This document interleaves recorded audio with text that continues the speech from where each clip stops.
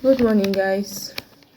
Good morning. Today we are making progress. We are still in the heart, but we've moved over to the structures of the heart. We all know we have different structures of the heart. We have the pericardium, we have the myocardium, and then we have the endocardium. But today we'll be treating more on the pericardium. If you can look closely on the screen, you will see the structure of the heart and how the pericardium encloses it. The pericardium is just a double-walled sac, and it does a lot of things. It has a lot of functions it does to the heart. And I made a special acronym, something that can help us to understand and remember it easier. And this special acronym is PLAP. PLAP. The P stands for protect.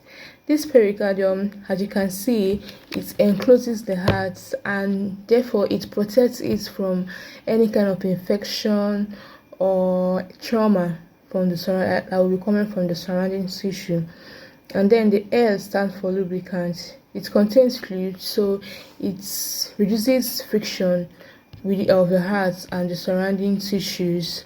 So when the heart contracts and relaxes, it won't rub against the surrounding tissue. And then the A stands for anchorage. This pericardium holds the heart in situated. It keeps it in position in the medial sternum. And then the P is it prevents overexpansion. It prevents overstretching of the heart, so that when the heart is filled with blood, it won't have to stretch much. So I recap: the P stands for protect, the L is lubrication, the A is anchorage, and then the last P stands is for prevent overexpansion. And then if you can look over the screen again, we have the different layers of this pericardium.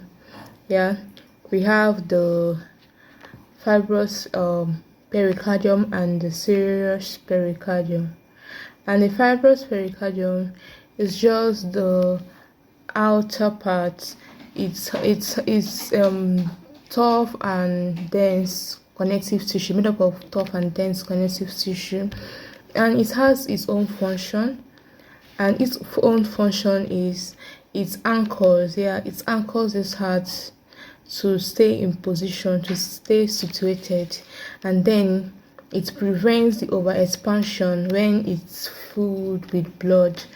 And imagine this as you have a phone, and then there's a phone case, because most phone comes with phone case, or you can buy yours. When you fix your phone into this phone case, it kind of holds it together to prevent the phone moving around. So this is what this fibrous pericardium does. It anchors this heart. It anchors around this heart to prevent it from shaking, from moving every which way when you jump, you run, or you walk. So it gets it situated, and then it also prevents overstretching, so the heart won't have to stretch much when there is full volume of blood.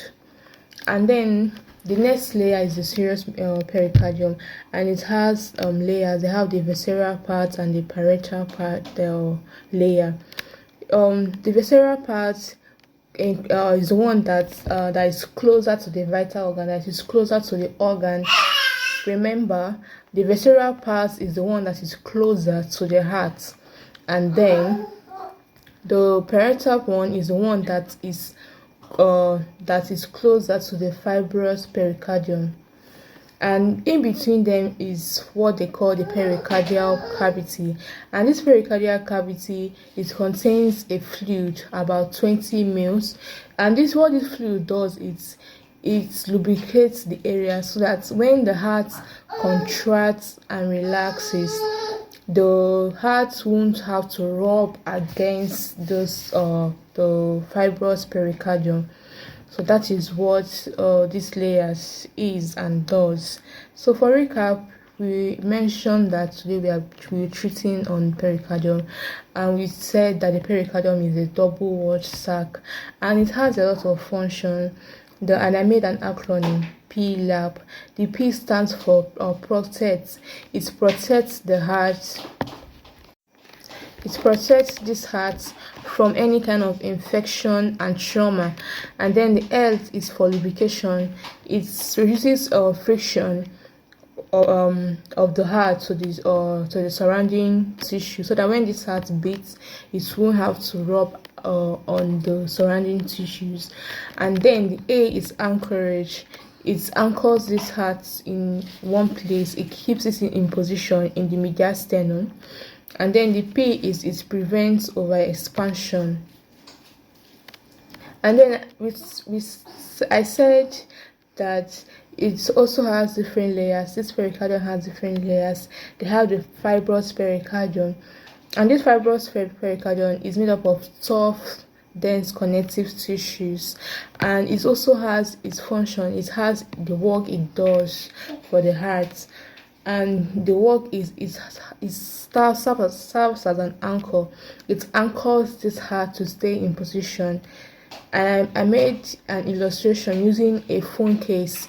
That when you put your phone into this phone case, it kind of hold the phone in one place, so it won't have to shake or move around. So that's what this fibrous pericardium does. It holds it into position so that the heart won't have to shake or move vigorously when we walk, we run.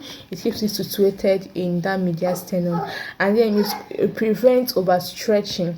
So when there's full volume of blood in the heart, it helps the heart to not overstretch, And then there's also the serous pericardium, and it has different layers. We have the visceral layer and the parietal layer. The visceral layer, as mentioned, is the one that is closer to the vital organ.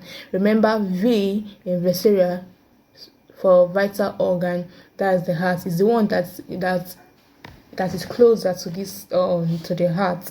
And then the parietal layer is the one that is closer to the fibrous pericardium. And then in between this visceral and parietal